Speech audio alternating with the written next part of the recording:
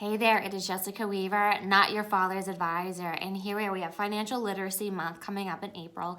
And the players who are missing out on the financial conversation now, as you know, women, right? Only 10% of women are comfortable talking about their money, which I think is a big result of why we only earn 10% of the world's wealth. But we always focus on that. Today I want to focus on the other players who are missing out on the conversation, children. Think about this, children.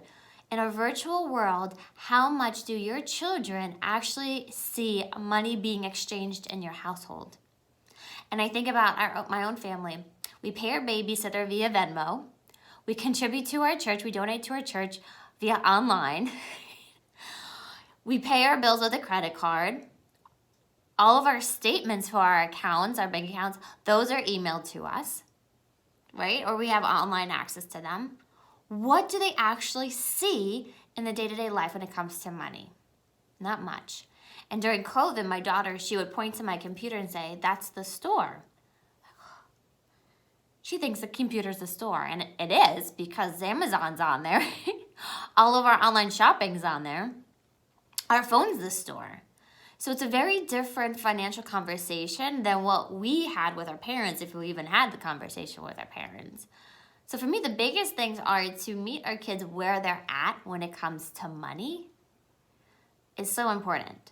My dad would always tell me, how many hours do you need to work to pay for that handbag you just bought? And while it's very solid information, very solid question, I didn't want to think about that. That's not where I was at when I was a teenager. No, it wasn't. It probably was a more appropriate conversation when I'm in my 20s and I'm working. But at that time, I'm like, I see something nice, I want to buy it. So we need to meet our kids where they're at and what's going to get through to them. And also, for children, making it a visual topic. And this is a new exercise that I have fallen in love with. It's so important for our kids to understand the flow of money, because money is constantly coming in and out of our lives. And even giving your child what could be $20 broken down into $1 bills or up to $100, however much you want to play around with. But tell your children, say, how much do you think of this $20 goes towards our house? And I would be so curious to see how much they set aside to pay for the house versus the food, the clothing. And then you can have one that's giving back, saving, or for fun, right? And for them to visualize and see how it's broken down is such an important lesson to know. Money is instantly divided in our lives once it comes into our world. To pay bills, to save money, to go on a trip with our children, to pay for our kids' camps, all these different areas of our life, for them to then say, oh, that's how it works. Right? The same $20 needs to go in 5 different areas. How does that work?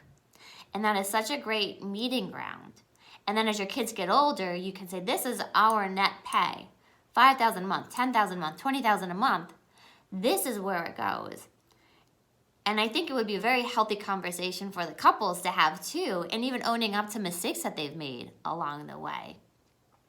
I think this is what I wish I had known, because this is what led me to credit card debt. This is what led me to have to take student loans for my kids' college. This is what led me to whatever situation. And in hindsight, I would have done it differently. And not telling your kids how to do it, but showing them your world, how you've done it, how you would have done it differently, or maybe you did a great job in some areas. And for them to take in that information and then decide how they want to move forward. So for them to understand, if you earn $10,000 a month and $5,000 goes towards the house, this is what's left for everything else. And for them to see what your priorities have been, right? Because your priorities are where your money's going, where your time's going.